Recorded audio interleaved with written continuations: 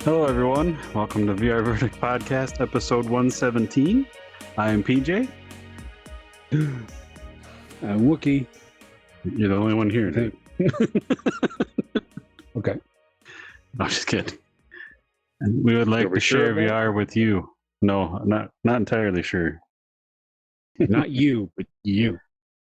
Definitely not you. So, I'm going to do things might get a little crazy. We're going to do an impromptu episode. Due to guest issues, we had guests lined up for tonight. Stuff happened. We'll have them back when things work out. So, flying off the cuff. So, I'm just going to start by... Yeah. Start by... and I don't know if you've tried it, Wookiee, but our friend's experience launched yesterday called Moon. I highly recommend check it out on Quest. I put a teaser out, but yeah, if you have VR, that's all I'm going to say. Go check it out. Don't even watch a video, which is weird for someone to say that made a video. If you don't have VR, hit me up. I'll shoot you a full video, but this is one of those things you hop in, you have no idea what the fuck's going to happen, and it's fucking awesome, so I don't want to ruin it, so check it out. It's by Don't Look Studios. Is this Jeff what Stamson from Nope. Sorry. Okay. So he was talking about something. He was like, what the hell is that? Yeah. It's different. That's what he was talking. Okay. He didn't know what we were talking about. Because I was like, I haven't been... Okay. But I haven't really looked into it either because like it's on the list. But yep. Jeff Bull Jr., well, the creator, will be with us next month to talk about it and other things, but it's awesome. Check it out. So yeah, other than kind of going through the recent games I've been playing, I don't know if there's anything you want to talk about first or not, but talked about the Hobbit hole a little bit last week. The only thing honestly I've been doing is feels like I've been cleaning since I got back because we were in the Blue Ridge Mountains doing that and had a couple of ticks on us when we got back. Ooh. So I've been scrubbing everything. Everything's been through the wash with hot water. Usually it's go like it's just been cleaning. So I kind of feel like sit down and it's like, who was I? Who did I used to be? Yeah. I do thank you for the recommendation. I had never heard of a tick key before, so I got one. Yes. Everybody, you don't know. I'm really good at pulling ticks out with tweezers from our younger youth. I haven't since I've moved to the south, to the Carolinas, and I was in Florida for a while. I don't go hiking. I don't go walking around the woods anymore. There's too many critters that don't get like killed off during the freeze and the thaw like they do in Wisconsin. It's just like brown recluses and black widows. Like everywhere I've worked, it's like you walk out the door and it's like, oh look, a black widow. Like what the? My people I work with now, like one lady's like her husband got bit by a cottonmouth, the poisonous ones, in the foot, and didn't go to the doctor. I'm like, what kind of Superman? Like his foot was black. And he was having trouble breathing, and she made him go in. And then they're like, "You need to go to this venom anti-venom center like now." And he just left. He said, "Fuck no," and he just left. And he's fine. Like that's awesome. Not that I'm gonna like freak out, but it's like I just don't want to go. One person I worked with went on a walk. This isn't very far away from where I live now. Black Panther in little valleys walking in. No joke. Big as him. Just sitting there in a tree. And it's like, no, I don't want to. So I haven't had to get a tick off me in a while. I don't know why. Because they aren't around. But like when I had one like under my chin right here, and you see me pointing. It was like right in the scruff. Like there's like two pieces of scruff on dudes' chins, it gets darker on the corner. Fucking hiding right in there while I'm sleeping. Girlfriend had one right behind her ear. Like they weren't there when we went to bed. And then what the fuck? So Any money missing off your just dresser? grab tweezers. I'm like, boom. No, Okay. check. My daughter's knocked up. No, but it's like it's hard to get them out, especially off yourself with tweezers, though. I was surprised. It was like go time, like boom. And I know these are little tiny things. If you guys have never had ticks on you or on your dog when they get full and they're gray, when they're full, it's disgusting. These are like makes me want to have a pet possum because they eat ticks and they do a good job. But it's just disgusting. But yes, tick key. If you go outside, dog ticks live in like knee-high grasses. I've been learning now, and deer ticks give you Lyme disease, which if you don't catch that early, your body's fucked forever. You can rip them off with the tick key. Don't have to get good at the tweezers because you don't have them on you. But I'm like a ninja with those. It's like bam, right off my chin, and there he was with a piece of my skin on him, and like, oh my god. What'd you So we do got with those them? two motherfuckers in little like snack Ziploc bags, just in case we get sick. Got to take him to the doctor. They're in our bathroom, Ziplocked up, all suffocating. I don't care. Usually I let all the bugs outside, but those two are gonna die. Sorry, need to go off. I hate ticks. They're so gross. Well, just to that point with the tick key, because we started, now that it's finally not winter here, we start biking and kayaking and hiking and stuff. I've never had a problem with ticks lately, thank God, but just in case. Good to have, good to know. I didn't even know that was a thing. I do remember like when we were little and our dogs would get them because we always lived in the boonies. Like they'd get so huge and gross, and they look like little fucking aliens. And even back when I was a kid, like just like they're so disgusting, you just want to kill them. Like yeah, ugh. Like when you see one that's not eating anything or stuck to anything, you're like, what's the big deal? It's like a little like the dark watermelon seeds, the black ones, they're the white and black ones. It's like one of those, but half the size. The deer ticks can be the size of like poppy seeds. Yeah. On a poppy seed fucking muffin. Imagine that. And if you don't get it off you in like 36 hours, if it's biting you, you might get Lyme disease. And you might not have any symptoms until like 5 years later, you get arthritis in your bones. Like, yeah. We have two friends that have gotten Lyme disease that way, and they're still dealing with shit. Shit. Ooh, do I know? No thanks. Yeah, Brazen and anyway. Lily's friend Amy. Yeah. I didn't know that. Yep. And they're just the weird. Yeah, when they're not biting you, they don't look like the dog ticks. They just look like this little gross thing. But when they're full of blood, they turn into like the size of a raisin or a little bigger, but they're gray and they just have their legs sticking off and they're just like gorged they on look blood. Like the alien pods with legs, and they're gross. Yeah, and the biggest one I saw was on one of our dogs once, and it just was like lumpy and weird, and its legs were just off at like odd angles. It looked like some out of like that Invader Zim cartoon. Like, what the fuck is this shit? It looks like me after I go to China. Disgusting. I had Chinese tonight, and some's left over. I had too much. Yeah, I know what you mean.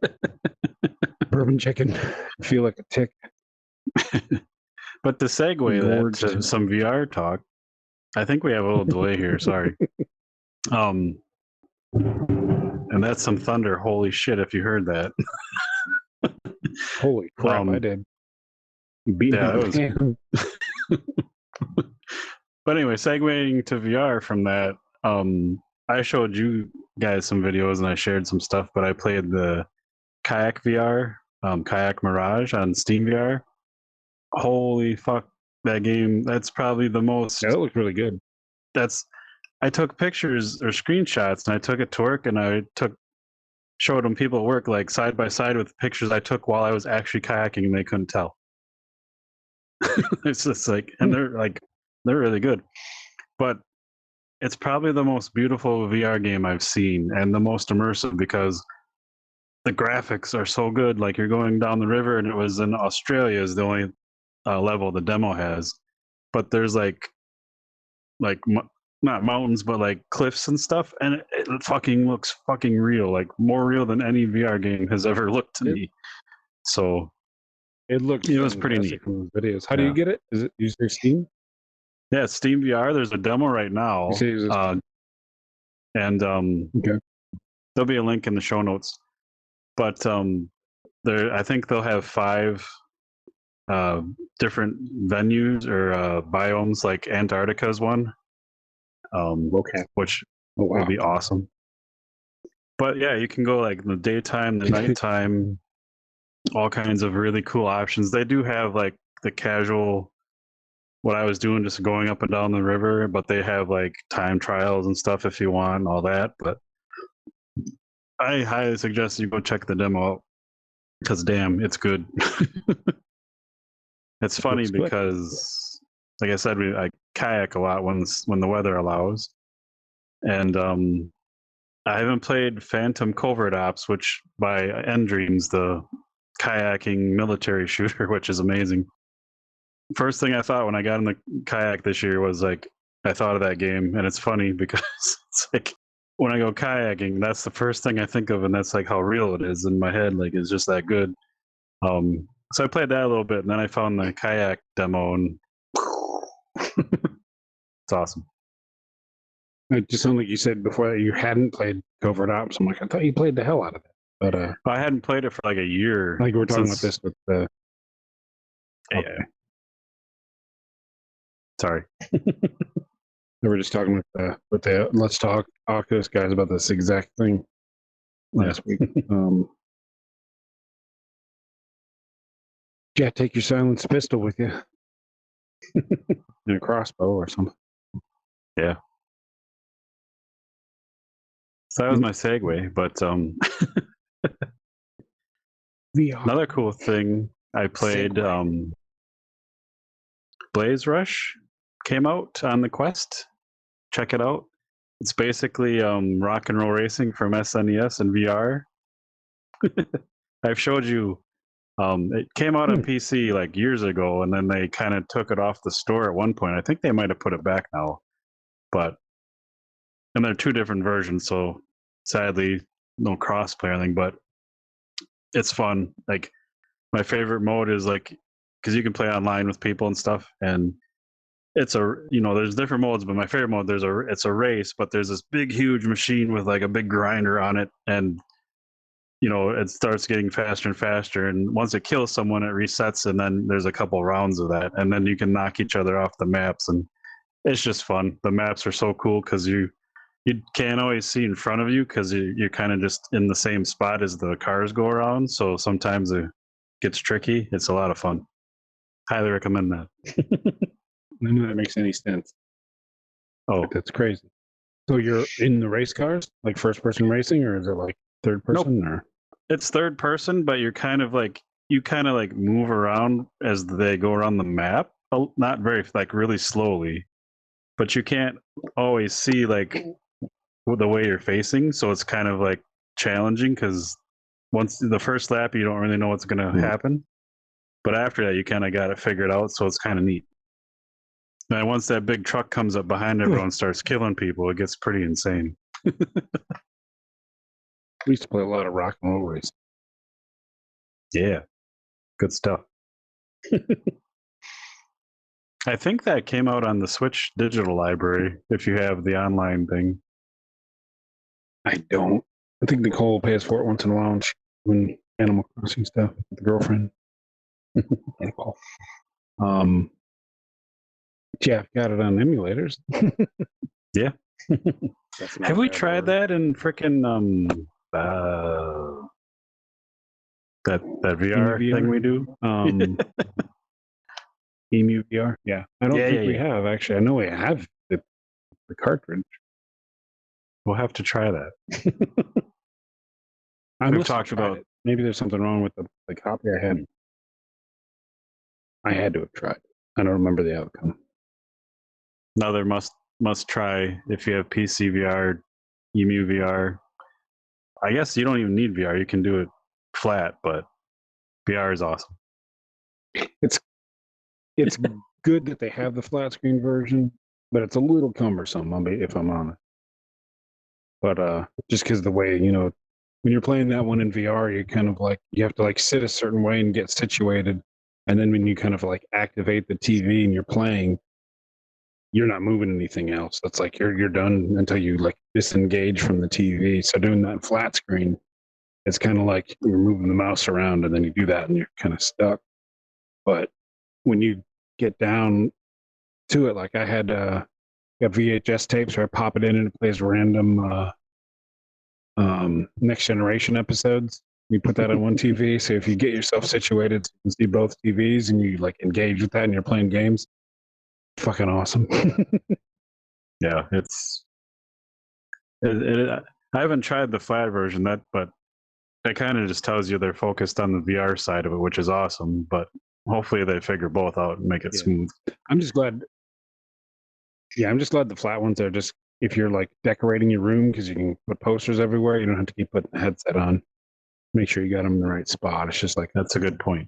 quick edit thing. But I did try to play it. I'm like it's much more natural in VR. If somehow they figured if you could have like the actual controllers pop in, that'd be even weirder. But can you imagine that with like finger tracking? You had just like I don't know if that would work as well, but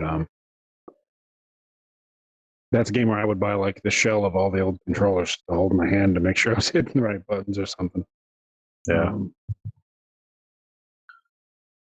That's another title we love got an update, and I didn't even know about this one, so it was neat to find. But Elven Assassin, the game that introduced us both to VR, now has like a couple escort maps where you're covering a troop of dwarves as they move through a level. Yeah, it's really neat. I want to try it. Like, we'll have to get Logger and try that out. That company blows my mind because that game is so great. I mean, it's been around for a long time, but they're still updating it kind of slowly. I don't think we've ever even tried the new versus maps, to be honest.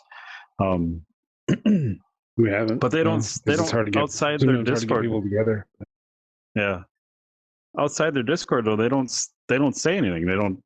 There's no news, no nothing. It's so bizarre. It's probably just hobbyists, a couple of dudes doing something. Maybe I don't know. Yeah, I know they're from like Sweden or Norway. I think, right? Yep. Yeah. Scandinavian developers. I've messaged them a couple of times and they reply kindly and stuff, but they don't really give you any information. So sorry again for the delay. I don't know what that is, but no. We're getting a delay from us then? Is that what you're talking about? I think so. Well, that's no good. Just makes conversations hard.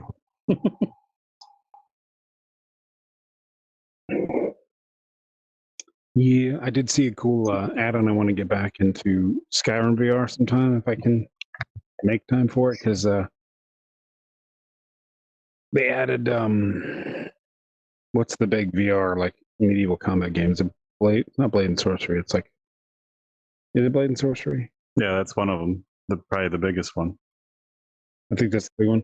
I think that's the one they were mimicking. But now in like Skyrim VR with somebody's mod, you can grab the NPCs. You can just like click on them and grab them.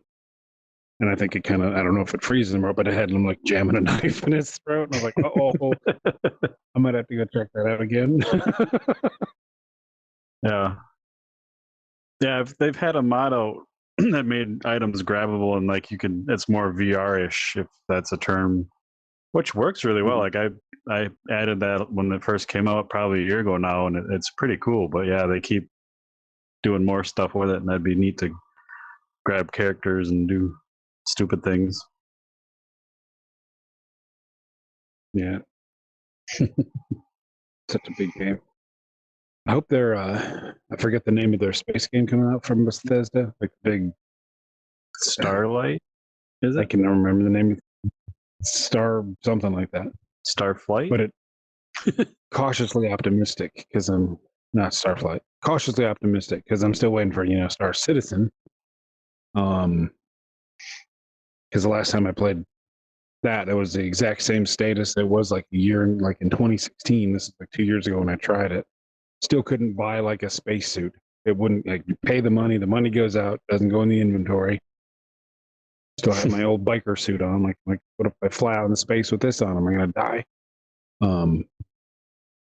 But anyway, the Bethesda one, if that works, and then they have maybe a VR version of that, that's going to be insane. Yeah. Because I really like the VR version of Elite Dangerous, but then there wasn't much to do when we tried it in 2017 or whatever, and then Horizons or whatever launched, and now they don't support console anymore. Like the console version's dead, and it's like that doesn't sound like I want to keep buying their updates, even on PC. Like I love it, but I'm not even sure they're supporting VR with the new content or not. I haven't looked into it since that last bit of news. That's right, they're not. So When you hop out of your ship, the last thing I read like a few weeks ago, yeah, it's like if you're playing in VR and you hop out of your ship, you just get like the 2D panel. Like if you play a video game, like one time I forgot to put the Quest camera when I built this, and it just pops up and the booth is there. It's like a little TV screen in your VR view. And that's what you get with that. It's like they just unchecked the VR because they didn't feel like fixing it. And that whole launch, like when it first launched, we were kind of excited about it. I was. I was looking into it, and everyone's like, it destroyed everything. I'm like, oh, I'm sure they're slowly getting it back to work, but like, oof. Yeah. I wonder what's happening with that.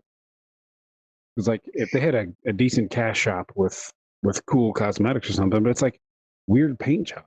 Like I keep getting emails for it. It's just the weird, like the ships that I don't want to use. And here's a red and orange colored one. Like, yuck. No. I don't know how they're making money. They're not spending it very well if they're making a lot. No. Okay, anyway, Bethesda space game. I hope that's good. What's to kind of end and wrap up? Maybe should we go over kind of some of our plans for this, since we don't really talk about that, or do you want to just wait and see if it works out? I would just wait a little bit. We got some fun stuff planned for the booth, but Wookiee's got to learn a little bit more. Hire some people. Takes time and effort. Yes. And like, since the Hobbit whole thing happened, I had a couple days off after we got back, but I was in such a chill mood. Like I used to read the Lord of the Rings books and the Hobbit once a year. I'm probably over 40 read throughs if you count only reading the Hobbit and then the 3 books. If I've read them out of order and all that stuff, not counting, like 40 straight read throughs. And that's what's taken a few years off. But then I got into the audiobook, and it was so nice having, a commute and listen to it. And the old one with Rob Inglis is really good. I think you like the new one with the fuck, my name's the Gollum dude reading them. You like those? Yeah. Yeah, I just started Two Towers. 2 hours into it. How's Andy he on the Serkis. songs? Yeah, Andy Serkis. He does really well. And if we're not recording, I can say all these names. But yeah, he has a separate voice for. I don't know how people fucking do this, because he's not the first one, obviously, but a different fucking voice for every fucking character. And maybe they record them separately, but it seems like they just switch on the fly and just keep, like, it's fucking nuts. I've thought about that too when the Rob Inglis guy reads it. Like, if it was me, I would have, especially if you're, you have a British type or maybe an Australian accent by default. But, the old one, he goes through all the different hobbits with, like, the different dialects, a little more Cockney, a little more goofy with this one, a little more very rustic with the Sam character. So I'm thinking he's got like somebody's artwork, from back in, because that was done like the 90s. And then, something that reminds him of what voice to use, like a big character panel at his desk or something. That way you just look at it and then you switch. Because I think he does it on the fly in the old one, because I can catch when he does them out of character. Like he'll say it, like he'll be saying a line and like he'll say it in the wrong voice because he's getting the conversations mixed up back and forth. And I'm like, amateur hour. Just I don't say that. I'm like, oh damn it. There's even times where like he says things with the wrong inflection, and I'm like, I should go cut it out where he says it the same word with a different inflection and superimpose it on there, but I don't. But yeah, it's really cool when people put that in there. My favorite narrator for audiobooks is probably that Peter Kenny guy that does the Witcher books. Yeah. Because when I first started reading those, I'm like, this guy's a bit much. But then you get into it, and he does perfect voices. Like ladies, Dandelion, Jaskier, I guess is his real name from the old books. But it's just like, holy crap, this guy's really good. The haughty people, like the tax collector, that spawned the whole tax collector thing from the third one. I'm sure that's where they got the idea to put that character in there. Yeah, he does perfect voice. But anyway, I've been reading or listening to the audiobooks so long, I kind of got away from reading books. Like I was actually able to finish the Silmarillion via audiobook, where I'd always like petered out at some point trying to read them in person as a kid. And I was like sitting there, I was so chill after that Hobbit hole. I'm like, I'm going to read the Hobbit. I sat down and I read it like almost in one sitting. But I'm trying to like cut down on screen time at night, and what am I going to do? Read fantasy books? So I'm reading Lord of the Rings from the old paperback version that girlfriend got me when we first started going out when the movies were coming out. And then I've got my old hardcovers from back in the day, the big red one and the old brown ones I got. It's been chill. So that's where my time is going. So how do I balance that with working on the booth? I'm like, no, I got to read. Read. Yeah. All time. But now I want to check out the Andy Serkis version too, because you were talking about the other day. I'm like, I remember like it was on Christmas or something. He just did that for the Hobbit on a YouTube video, and I was like watching it live whenever he did that, and I was like, this is pretty good. But I feel like I'd be cheating on old Rob Inglis or whatever his name is. I like those too. I think I'll probably alternate every time I listen to them, but with the Andy Serkis ones, like I think it was because he did all 4 books, and I think is mainly towards the end of the Hobbit. I'm like, I really feel like I just want to put on a big fucking pair of headphones, go curl up on the couch under a blanket, and just fucking listen to this, because I normally just listen to it while I'm driving to work and stuff, but it just made me feel fucking cozy as hell. Yeah. Imagine reading that in a Hobbit hole. That's what I was going to ask if you did that or not. I was reading it, and then I was watching clips of the movies. The Wi-Fi wasn't as strong as it should be, but I was able to watch some of it. But they said you can have a third person. You book it, might have to use an air mattress because it is like a living room, a bedroom, and a kitchen, and they're very small. I was like, how can I get PJ's wife a vacation of her own so we can snag PJ, bring him to the Hobbit hole? Yeah, but it would be fun. I'd fucking cosplay that whole weekend. But yeah. He's got stuff in there. He tried to get us to take photo. The guy that runs it. He's like 70 and he's tinkering around. He's hammering. He's making wood and metal things out there, and he's got like capes and scarves and cloaks and things. He's like, if you want to take one of those out, go walking with it. I'm like, maybe next time. He's like, I got Bilbo's backpack from the movie hanging there if you want to take it for a walk. Like, awesome. Okay.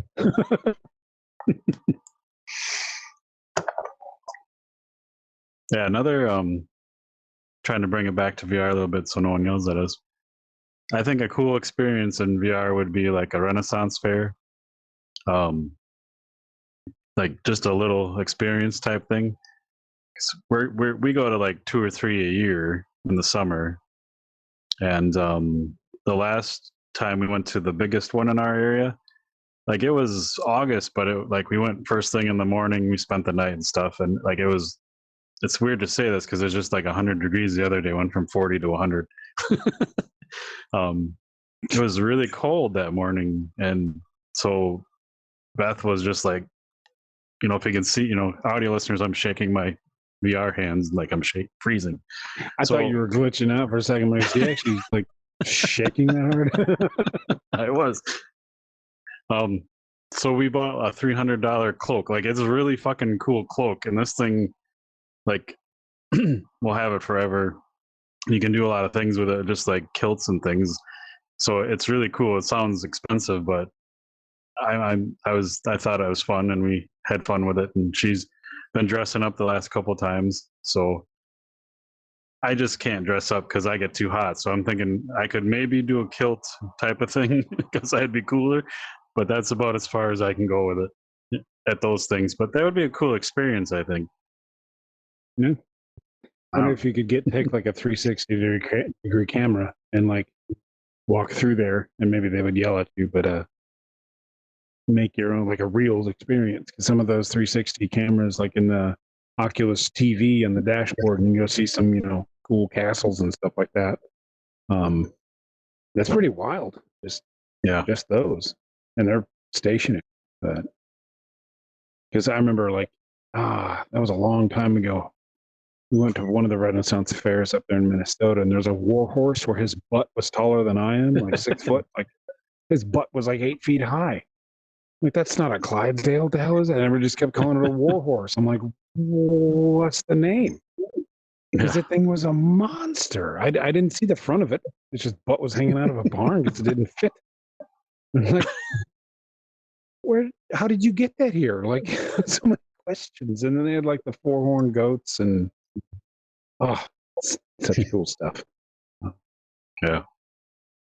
Yeah, if I ran one, I'd have a movable camera, 3D camera, and just do each part of it and put it out there and charge $2. I don't know.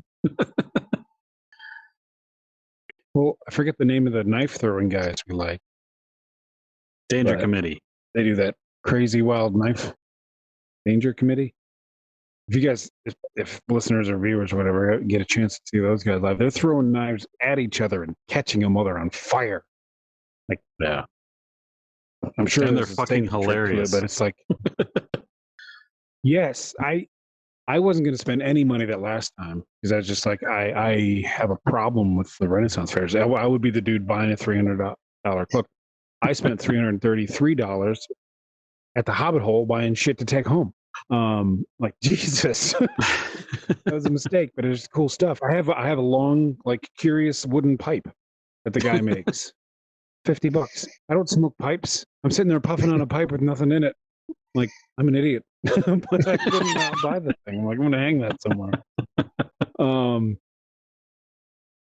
But yeah, like, I kept going to the ATM and paying the ATM fee because I'm like, all right, I'm going to tip these guys $20. I don't remember if you remember that incident. I think I went there like three times and kept giving these guys $20 because they were hilarious. That's how they make their living. I'm like, I'm not buying anything. This is my treat to myself is rewarding these guys because I was laughing, and your wife, like, an acorn or something fell out of the tree, hit her right on the head, right next to me, laughing my ass off. And these guys are making jokes. I don't remember what I was laughing. Throws a knife right at the other guy's face. And he catches it, and it's on fire. And I'm like, here's another 20. Like, what the fuck? The best time I had him. Oh, yeah, those guys, they do like committee 5 shows a day, and they're different. Like, and it's not all scripted because if you ever listen to those guys talk between them, like, he's just fucking quick. Like, he's funny as shit.